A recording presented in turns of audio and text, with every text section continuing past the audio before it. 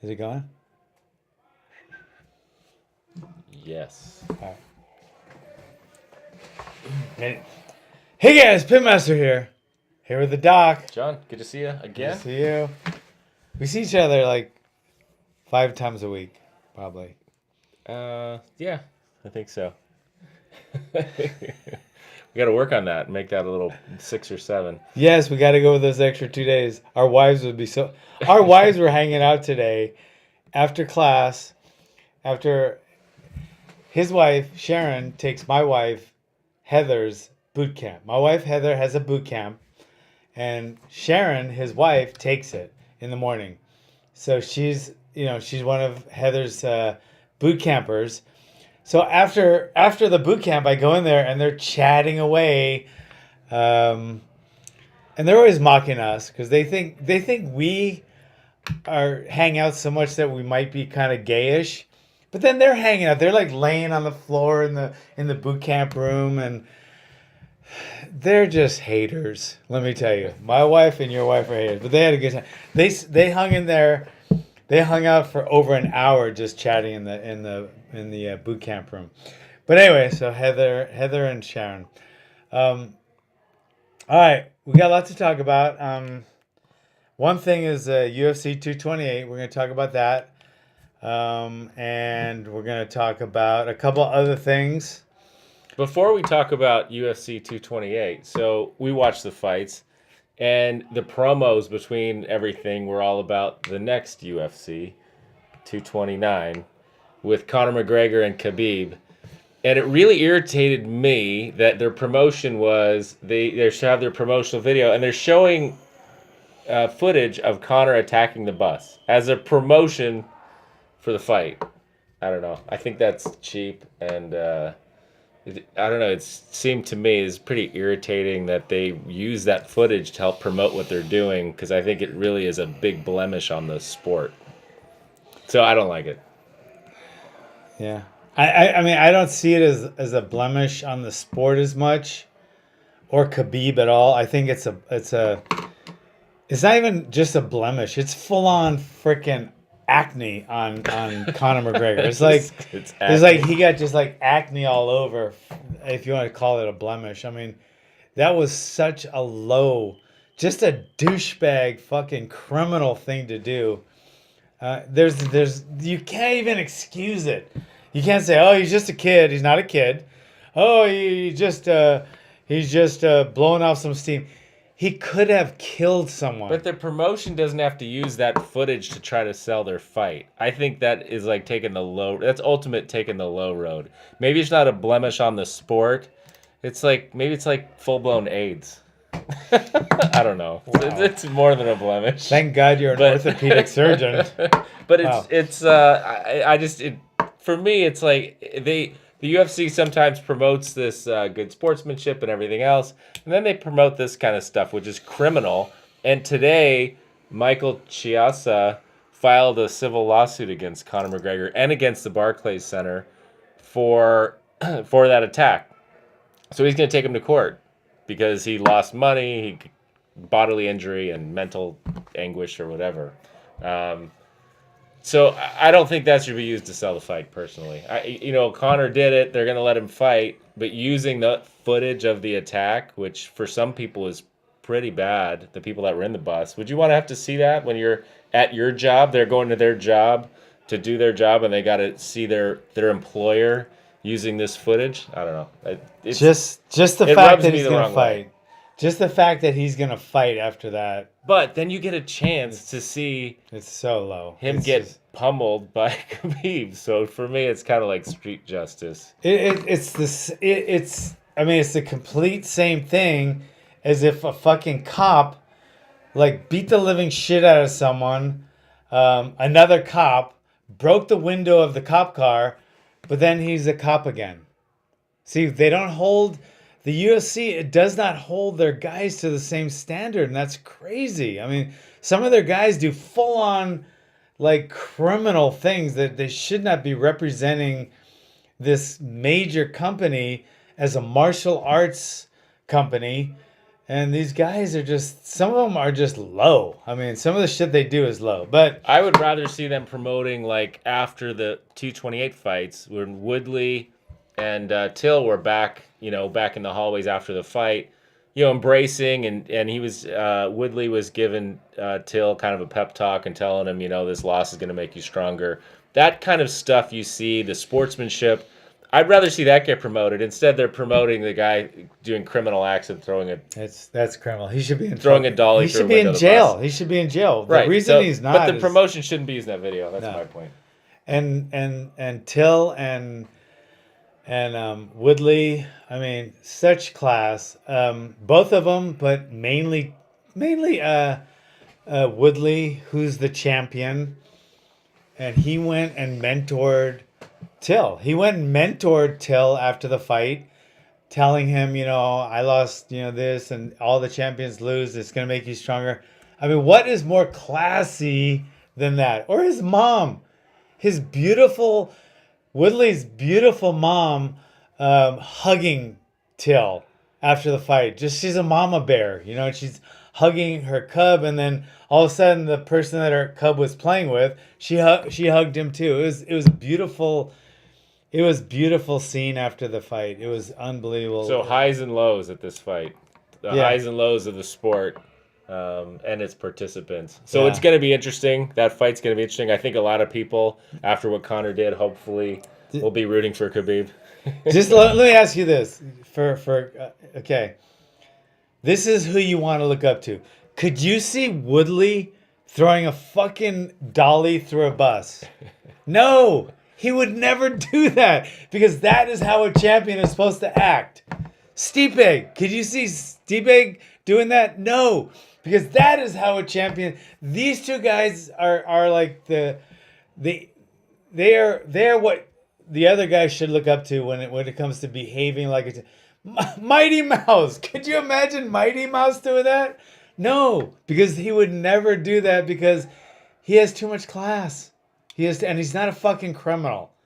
No, he's not only not a criminal, he has way too much class. Just the fact that we got a guy that's making so much money in his, for this organization that is a criminal, and he's promoting fights like with the Diaz brothers and shit. He's promoting his fights not by performing like Woodley or Mighty Mouse or Stipe does. Or DC, he's promoting his fights by low down criminal behavior. So what happens next? How does someone up the ante? You gotta fucking murder someone and then promote it, and then the UFC can use the footage to promote the fights. So it's pretty low. So it's low, but that's also you go down the wrong path. You basically encourage this behavior through money, big time. This is going to be one of the biggest fights. Yeah. He's going to make more money from this fight probably than any other fight he's had in the UFC. It's sad. So what does the next guy do? What does Colby Covington do next? He's got to dig out someone's eye. He got to beat the shit out of some old lady and then fucking break her neck or something. Then all of a sudden it'd be, oh, Colby, yeah, it's criminal. It's pathetic that they do that. But they're asking for it. So I predict the next thing, there's going to be some bigger thing than this. It's terrible. With an active fighter. All you guys out there, watch how DC behaves. Watch how Daniel Cormier behaves. Tyron Woodley, Stipe, Mighty Mouse, Chuck Liddell, how he behaved. Chuck liked to party a little, but he didn't commit crimes and he didn't throw fucking things at people. It was no. Sorry, it's terrible. But anyway, on the good side of that, we still have people like Tyron Woodley who are gonna be the poster child for that's how you're supposed to act if you're a martial artist. Just act like Woodley, act like Stipe, act like Mighty Mouse, act like those guys. And this picture here that we have up is a picture of Tyron Woodley getting his black belt. So after he submits Darren Till with a choke, he gets his jiu-jitsu black belt. Yeah. I thought that was really cool. I don't know these guys. I don't know his jiu-jitsu coach, but What a moment to be able to unbelievable. win at the highest level, and then that's how you get your black belt. This picture is, to me, is pretty cool. Yeah, it is. It is. He's gotten. I think he's in the ATT lineage. He got his belts from Laborio, and then I think he got promoted to black from Dean Thomas, who's one of the top jiu-jitsu guys at American Top Team and in the world, actually. How do you get this far and not be? In mixed martial arts in 2018, you have to be so good at everything. It's not like it used to be. Yeah. How do you get this far and you're not a black belt yet?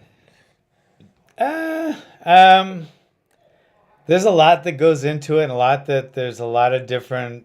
It's not just being that good. It's just not that being that good. I'll give you a stupid comparison because I do stupid comparisons. I know how to suture, and I can suture really well. And for a non-plastic surgeon, I can. But I'm not going to get my MD. You know what I mean? So he can do submissions. He's really good jiu-jitsu. But there's a whole different path you have to take to get your jiu-jitsu black belt. Just like if I want to become an MD or even a PA, I'd have to go through a different path, and then I'll get my PA. Even though I can do certain things that a doctor could do or a PA could do, but I'm not one yet. So he can do a lot of things that a jiu-jitsu guy could do, black belt, but he hasn't gone through all the procedures and the prerequisites, and the word politics is an ugly word. It's not really politics, but there's a lot more that goes into who gets it. It's not like you don't just test like in karate. Oh, I know this kata, that kata, that kata. Now I'll get my this belt, that belt, this belt. In jiu-jitsu, it's more subjective. So sometimes you just don't have somebody to promote you.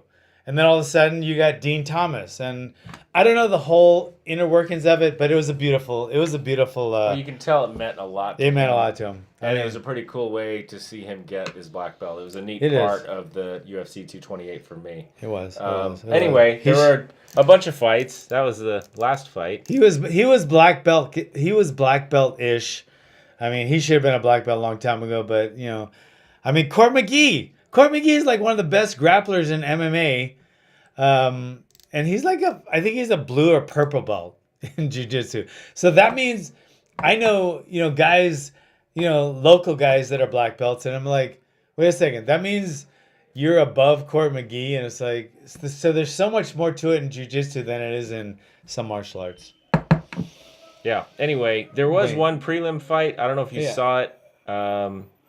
It was Aljamain Sterling. Yeah, I didn't see that one. There was a beautiful knee bar. Just because of the knee bar, and unfortunately, it ended in a horrific injury to that guy's knee. And it was quick. It just happened like that. It was an interesting knee bar, though. I've never seen that before, but he had the guy by the back and then got dumped over, grabbed his leg, and basically got in the knee bar. It was pretty interesting submission. You could see, he did get hurt.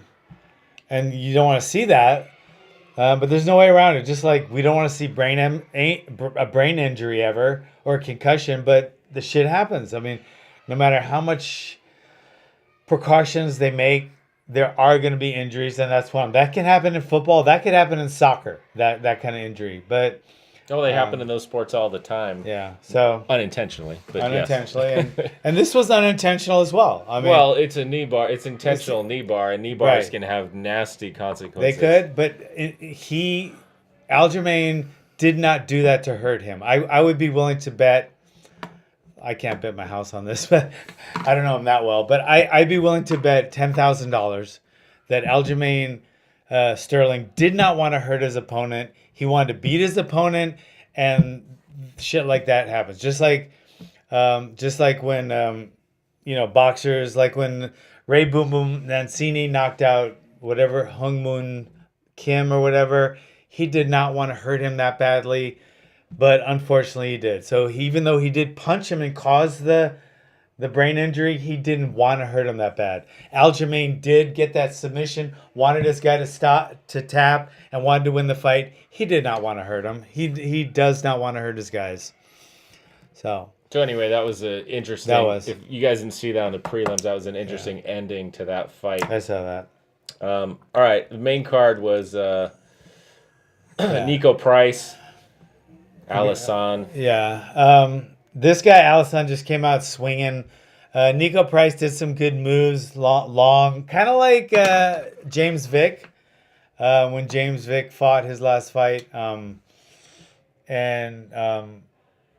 He did real good, James Vick, against, in the beginning. He had some long stuff because Price is longer. So he wanted to keep it a little longer. But the second his back got up against the cage, boom. He went right at him. He got KO'd. He had nowhere to go, so he had no leverage, and Abdul he had all the leverage in the world, and the distance was all Abdul's at that point, and Nico had nowhere to go. He was against Cage. Boom. He has nowhere to go, and Abdul did. He had all the distance in the world that he needed to generate as much power as he needed to, and it was all him. It was just, and you could see when Nico was like punching, but he wasn't committing. Partly was because I think he tasted Abdul's power already. Number two, he was up against the cage. He could not commit like he wanted to. So he got KO'd in the first round.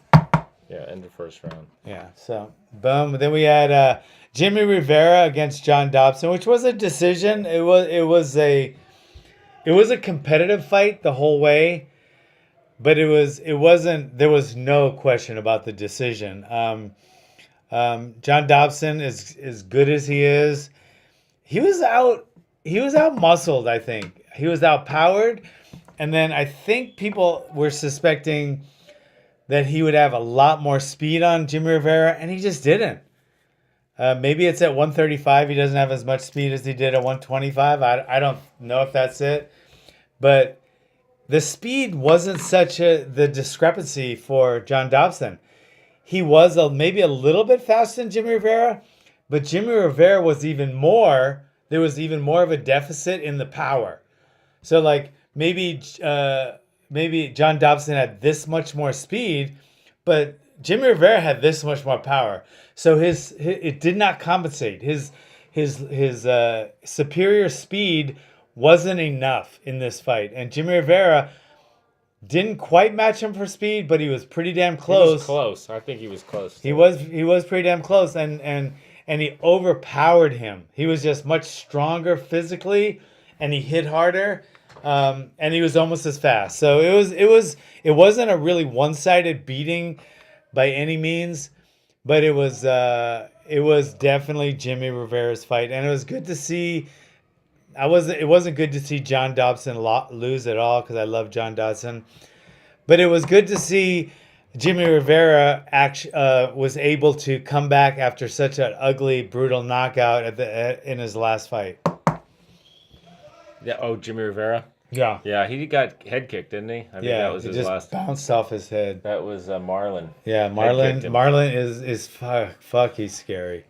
All right, so the next one, you can't say his last name, so his first name is Zabit. Zabit against Brandon Davis. Zabit is one of those guys I look forward to seeing fight. For me, this is one of the main fights I wanted to see, just to see him fight. I think his other opponent pulled out or something, and he was supposed to fight somebody else.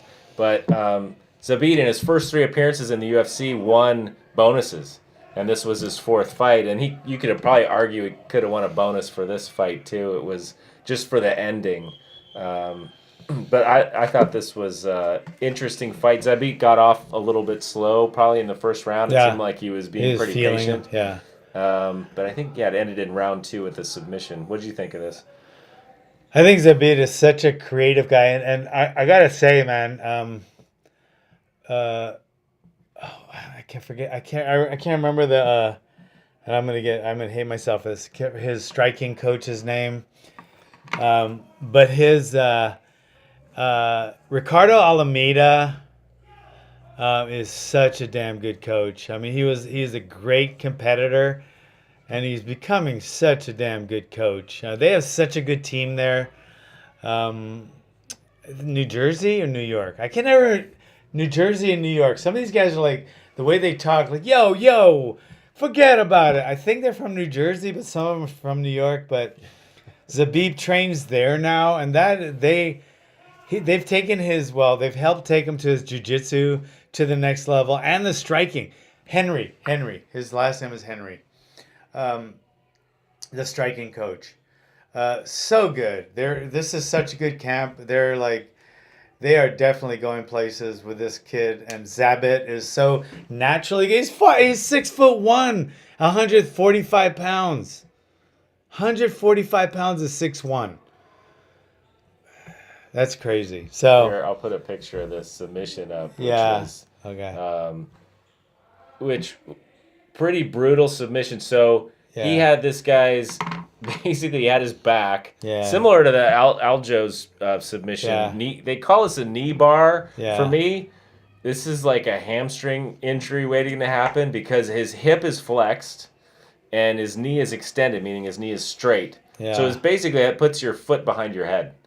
And it was actually literally. Literally in this picture, literally his foot. Whose foot is that? It's his It doesn't foot. go that way. His foot is It behind his doesn't back. bend that way. So, Hey, Zabit, it doesn't bend that way. so one of the injuries we see in orthopedics, if you do this by accident, say you slip on the ice or you slip bowling or you slip somehow and your leg slips out with your knee straight and then you flex your hips, your leg slips out in front of you, almost like the John Travolta splits where one knee is back and one leg is straight out in front of you.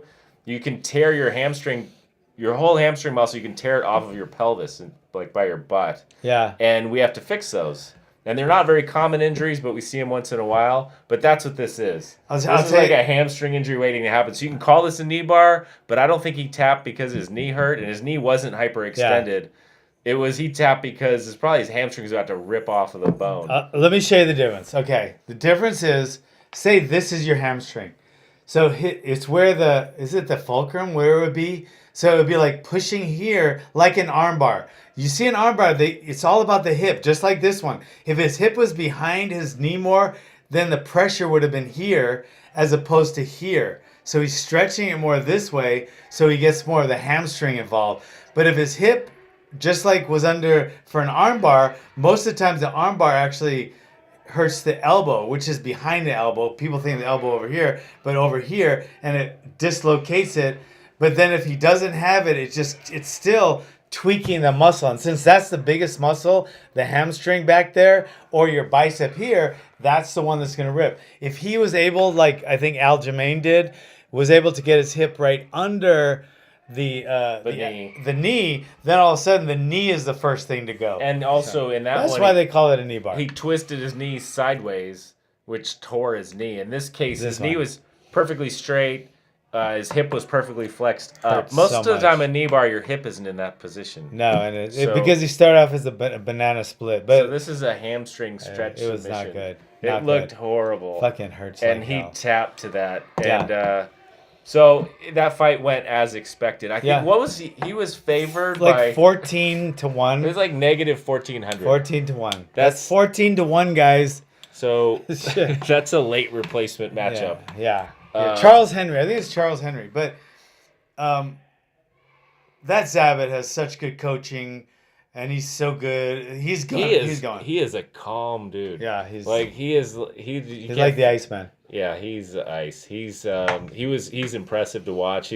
I can't wait to see his next fight. He's very entertaining, and he doesn't come across as like he's not a talkative guy or anything. You just want to see his style. I think he did a cartwheel at one point during the fight. That's as exciting as he gets. No, he did a cartwheel kick at the end of the round. No, actually during the fight he did a cartwheel. Oh yeah. Okay. Yeah. Anyway, that was he's very creative with his striking and his submissions. Yeah. Creative. That's a good word for it. So Zabit, he's a great one to watch. Yeah, he definitely is. All right, and then Jessica Andrade and Carolina Kowalczyk. Yeah, this was to me what the biggest thing about this fight was just that Jessica Andrade. We call that Andrade in Hawaii. Here they call it Andrade. I don't know why the difference, but that's Andrade to me. That's like Smith. Andrade or Andrade in Portuguese is like Smith in American or Kim. It's because in it's Korean. Brazilian. Here you'd call it Andrade. Andrade, In California you'd say Andrade. Okay, in Hawaii it's Andrade. In too. Brazil, Andrade. Anyway, Jessica, she looked, she's so cute. She really is. I mean, she's just a cute little personality that she just loves what she's doing, and she's so cute. She really is, and she's like a mischievous. She looks like a mischievous little boy. Nothing against that, she's really cute, really nice, and fucking powerful. That was the most brutal one punch female knockout I've ever seen. She knocked out poor Carolina with I think it was a short right hook. but even just not female, just one punch knockouts in this weight class. Well, how much do they weigh? Yeah. I mean, you see, yeah. I think 25? 115. Oh, 15. Yeah, you don't Well, see many. there's no male 115 weight class. But No, but you know who got a nice one-punch knockout? My girl, Gabby. Gabby Lopez got a left hook knockout where her girl went, boom, to sleep. You don't see him very often, and yeah, especially this weight class. In men, you actually did a lot more. In boxing, they have a 112 division, flyweight, and we saw some pretty brutal ones. And then 118 is bantamweight in boxing. We saw some brutal knockouts, especially guys like Carlos Zarate and it's just less common, Rafael. though, isn't it? Yeah, Much it is. less It is. common. It really is. I think the most common knockouts, like heavyweights, except they're so lumbering and tired, they get so you don't see the brutal knockouts. I think like light heavyweight in boxing, 175 is probably you just see because they're big enough to just pack such a punch, but they're still fast enough, limber enough. They have enough agility to get that knockout snap. So I don't know which is that's a good study. We're gonna. We've seen head kick knockouts in the women's UFC. Yeah. But as far as a one punch knockout, that was probably it was pretty cool. next to my girl Gabby, or right alongside her. That was the only brutal one punch KO I've seen in that weight class that's female. I don't even think I've seen any in the higher weight classes. We've seen kick knockouts by Holly Holmes versus Ronda Rousey. That was pretty freaking. That was like you fall over like a fucking tree. You just chopped over a tree. Boom. But and Jessica Andrade was on. She was going in, and the referee was right there. Yeah.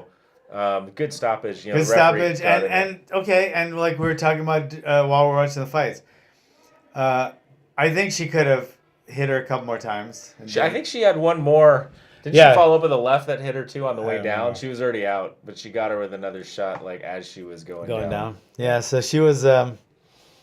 Yeah, that was a good fight, and Jessica Andrade, yeah, brutal. So yeah, that was that fight, and then came the main event. So Woodley Till. So what do you think the thing is with Woodley? He doesn't seem to get a lot of love from his own boss in promotion. Yeah. Or does he? I don't know. That's what I don't know what he I've read. makes. I don't know what he makes. And no one does. I mean, they don't really tell the true numbers. So nobody knows. I don't know what his pay-per-view numbers are compared to most guys. Like, because you can't. It would have to be like a triple blind study anyway. Because if you were going to say he got a lot of pay-per-view hits, a lot of people would say it was Darren Till. But I don't know. I don't know why. I think he has said some kind of divisive things and even racial things. And I loved Tyron Woodley. I think he's a great fighter, a great martial artist, a great representative of the sport. He has said some things that maybe he shouldn't have said. I don't, but I think if you look at the big picture, the things he said. And then all of a sudden, the things that some of the other fighters, John Jones and McGregor, have done. I mean, it's like he should be. It shouldn't even matter anymore because he said such minor things to piss people off compared to he's such an honest, law-abiding, decent, God-loving human being that he's a family man. He's a mentor. He's the kind of guy that seriously, he's the kind of guy you'd want your daughter to marry. That he's the kind of guy. Would you want your daughter to marry John Jones and McGregor? There's a lot of people you'd guess that on. He's the kind of guy that you want as your partner. He's the kind of guy that I'd want as my student. He's the kind of guy that I want to marry my daughter. He's So just then like, why is he not promoted more? I think because he doesn't. I think there was that one little racial thing. Did he get in an argument with Dana White or something? I don't know who was with, and to be honest, like some of his fights, because he's so good, he's just snuffed out his opponents, or and there's been a couple of fights that weren't as action packed, maybe, but that wasn't just him. I mean, if the guy, like Stephen Wonderboy didn't go in there banging either, so it takes two. So I think he's been involved in a couple of fights that weren't great. And then there was the fight with the guy that looks like he looks like the mass murderer from Canada. Which one was that? I forget his name. He looks like That Tyron fought? Yeah, and it's just like I'll look at his record. I love the guy and all, but he looks like he's not right in the head, but he probably is, and I'm sorry for saying that. It was before Robbie Lawler. So like, his fights with Rory McDonald. Yeah. Yeah. I think Tyron Woodley is, I don't know what he makes. I don't know how many pay-per-view draws he has. I know he's had some super great fights. He's knocked out some super great guys. He said a couple of things maybe he shouldn't have said. And I don't know why. Maybe he's argued with Dana about certain things and got on his bad side. I don't think it's smart to get on the bad side of your boss. I just don't think so. And a lot of people disagree with me, but to me, if you're not making what you think you should be making, and that's your boss, that's your boss. Like if he calls the shots, I mean, you don't have a leg to stand on if you argue with him. You can you bring it across. Hey, come on, man, I do this, this, and this. But your boss, this is a free country, so your boss could just say, "Hey, you're fired." I mean, so. I think in a free country like ours, I mean he could go somewhere else if he wanted to fight. I think he's one of the UFC best fighters. I love watching him fight. I think he's the exemplary champion and martial artist, and I love Tyron Woodley. I was nervous before this fight. John didn't want to watch this fight. I did not want to watch this fight because I was listening to the hype of Darren Till, and I was like thinking, oh shit, no, please don't. I did not want, for a split second, I thought Tyron Woodley, when I saw the odds and that, I was like, I'm a gullible guy. Sometimes when I see odds, I'm like, oh shit. Darren Till was the favorite in this I fight. know, Darren Against Till. the champion. So I got nervous. I did not want to see Tyron Woodley get hurt at all. So I did get nervous before this fight. I admit it, and I was like so happy when I saw Tyron Woodley win because I want him to win. He's a great champion. He represents this sport, this country, this art, martial art, like the best. And I love him, and I'm glad he won. I love Darren Till too, though, and I hope he comes back stronger. And I'd love to see him go all the way to the top in something, but. Tyron Woodley is one of my favorite fighters, and he was never really in danger in this fight either. No, thank God. He took Darren Till down. I was like with this. A right, I swear. With a right. It was our new punch. We call this punch the H-bomb takedown because it's what wrestlers use if they don't want to do the takedown. He couldn't get a takedown. Darren Till is a great takedown defense, so he used the Dan Henderson H-bomb takedown. He hits him so hard with that right hand. He actually knocked out Robbie Lawler with that H-bomb takedown punch. But he knocked him down and just jumped on top of him and just pummeled him until he was able to secure. What do you think about the ref at that point? Because the ground and pound that Till absorbed in round one was pretty brutal. It was. It was There brutal. There was were never elbows to the face. I it mean, was I think never the close ref to was. stopping. I think the ref was pretty dang close to stopping that fight. Yeah, but it wasn't. I don't think that. I don't think he anyone- should have. No. But I think it was pretty close. Yeah. Well, if he got hit and you saw the referee's right there. I mean, the referee's like this freaking close. He can see his eyes. If he saw the eyes roll, or he could tell if he was hurt by his body language, like we can't when we're watching it, he would have stopped. Who was the referee of that fight? Was it Dan? Merglerati? If it was Merglerati, it's like such a good ref. It's like some of these guys, man, like they're just such good refs. I would never worry about them in there. But So I got a question. So what does Snoop Dogg have to do with the UFC? Snoop Dogg needs to shut his fucking. He needs to What does shut he have his to fucking skinny little fucking putrid sorry ass. These guys would destroy him. They What would does he destroy have him. to do with the UFC? He's You know like- what he reminds me of? He's like a fucking. Why does anyone care what he thinks? Snoop Dogg is like a black version of Joan Rivers. Do you guys remember Joan Rivers, that fucking comedian? He's just like her. He's a little skinny bitch that just like, yada, yada, yada. Who the fuck would even listen to him? He's like a little punk. He is like a skinny little, just a bitch. And I love his music. I switched from Blood to Crip because of him.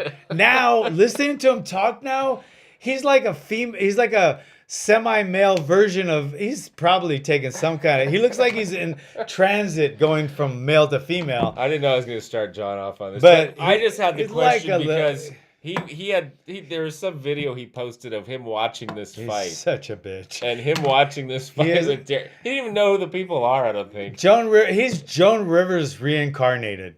Anyway, He needs to shut the think fuck up. I think he made let a lot of UFC fans angry, but he has something to do with the UFC because I've seen him before. I think like Dana gave him like a little spot on some little, like they'd watch little fights and then he'd like He gets just to spout out. commentate on it. Right? He knows about as much about MMA as I do about fucking, I don't know, cooking.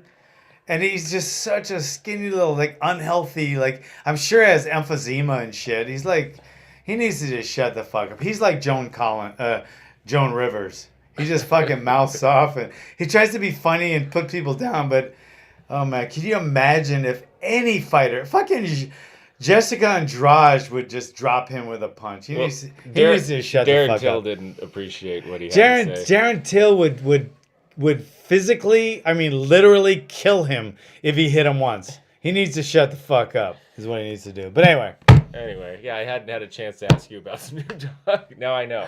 Now I know your opinion. All right. Anyway, I thought they were pretty good fights. They lost one fight off the main card for, I don't know, she was injured or went to the hospital or something. Yeah. I think it was a co-main. yeah, there's a lot of weight stuff, you know. It was a weight cut issue. Yeah, there's a lot of weight stuff, and I don't know about the weight.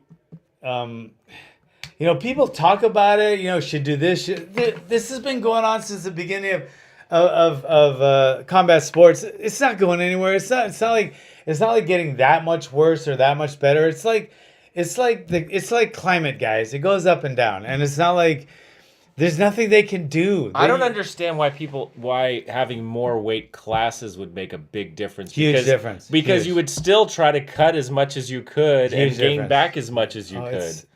No, it'd make a huge difference.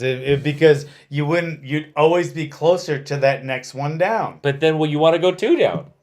People don't do it that way. They won't try to. If somebody walks around at 185. And they know they can cut 20 pounds or 25 pounds or whatever. Right. They're going to still do that. Even if there's another weight class in the middle, they can just skip right over that one and make their weight. Statistically, that's not going to happen. People are going to go to it's much harder that it's like if you walk around at 190, you're not going to just drop 5. Okay? But if there was a 175, you'd go to 175.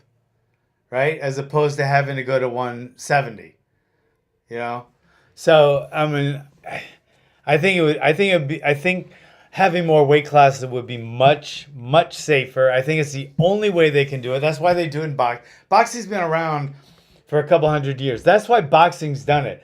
So obviously the UFC or MMA is trying to follow in boxing. They have the same weight classes by name. Why do they name them the same?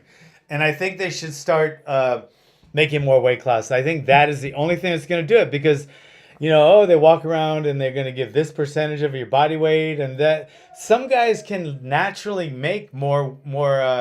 They can cut more and safely.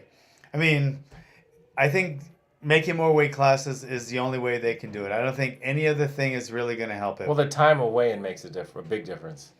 I think. Yeah. If you got to weigh in the day of the fight, you have to be healthy at that weight. You do. You can't weigh in at that weight. You'll be terrible in the ring if you weigh in at a weight that you're cut too much weight for. Right. The problem with that is, over time, that would help. Just like over time, a lot of things will help. But they want right now. Right now, that would cancel. They would have to cancel so many fights because now they got less time. You need a bigger monetary disincentive to have a fight canceled. Yeah, but then the UFC would still eat it unless they have a lot of fights that they're promoting and have backup fights. But yeah, it might be messy for 1 or 2 fights, but if you have guys that 1 or 2 years lose their whole purse, they're not going to fight where they can't fight. Right. No, I understand that, but as a promotion, the UFC is going to ruin they'll probably lose at least 3 or 4 fights every This year, card. though, we've already seen so many fighters lost again on this card because of weight cuts. But that was one. We would see like 3 or 4 every card. I guarantee safer, it. And It's it much would safer. definitely fix everything. I think the best way to do it is have more weight classes. Yeah, well, okay. I think the best way to do it is weigh in as you walk into the ring. That's the best way. That's without a doubt the best way. But it would never ever happen because then if he doesn't make it, like you're on pay-per-view and they're like filming as like, oh shit, he didn't make it. Oh, what do we do now? They cut to commercial. commercial break. Wait, we're Just on pay-per-view. schedule 20 fights. That's what Those guys would be weeded out so fast. You would make weight. Yeah, but then and you'd fight at the right weight. You would fight at what you actually are. I think it's ridiculous the way it is now. You're fighting. These guys aren't fighting at their weight class. They're fighting. Boxing is every 5 pounds. In MMA, it's every. Fine. Boxing is every 5 pounds. When they're fighting, are they fighting at more than that weight class? Yeah. Of course. So they're cutting weight. But they're not cutting as much. What is cutting weight? How is that a benefit? What? I mean, other than being able to weigh more than your opponent or keep up with what your opponent's doing. But what if everyone just weighed what they weighed and that's your weight class within a few pounds? What's the downside to that, other than canceling fights? But as far as fighting goes, you're gonna be healthier. Yeah, that would be great. But you're canceling fight, and there's still gonna be people that are Make it going work. to try to That's cut. the way it should be. All right. More Anyway. weight classes. I think they should be every 5 pounds. 6 at the most. Anyway, all right. So that's that. Let me talk about some real quick. It kind of bothered me. Diego Sanchez had a big interview. I didn't even know what it was on, but he said something that kind of bothered me. I just want to bring it out. I missed that. Who is this? Diego Sanchez. Okay. He fought this on this card and he won in the prelims. Who did he fight? Diego on that card. Oh, back. I'll yeah. But he said. One of the things that he's changed now, he fought a guy named Craig White. Okay, he won, and I like watching him fight. He fights with his heart and stuff. But he said something that kind of bothers me. He said this isn't a sport. This is a war. This is a fight. This is a war. He's not going to shake hands with opponents anymore. He's not going to talk to them. It's a war. Diego, this is not a fucking war. Okay? If the referee is stopping the fight, you knock the guy out, and it's a war, you push the referee aside and try to kill that guy. If that's a war. It's not a war. You're trying to beat him, and he's trying to beat you. It's a sport. All right? It's a sport. You shake hands with your opponent, and you show class, because it's a sport. A war is when someone's trying to kill you and your family. Someone's trying to take your possessions. Someone's trying to take your land. All right, this is a sport. It's not a war, bro. You can shake your opponent's hand and You can share common values. You're not going to do that if it's a war. If it's a war, you're going to try to snap his arm and then dig out his eye. You're not going to just try to beat him by decision or submission. All right, so that really bothered me to hear Diego Sanchez because I really liked him. And I'm sure maybe he was like just after a fight, maybe he wasn't thinking straight. But just to get all you fans out there who heard it or Diego himself, MMA is a sport. MMA is a sport. You respect your opponents, right? You can talk shit to them if that's the way you want to sell a fight. But you shake their hands in the ring and show class in the ring and abide by the rules. If it was war, there'd be no rules. There'd be no rules if it was war. So it kind of bothered me that you said that. And I just want to let everybody know out there, MMA is my favorite sport. But it's a sport. So anyway, I'm going to close on that. All right. Anything else? No. That's it? Bang. Until next time. Bang. I didn't want to drag on.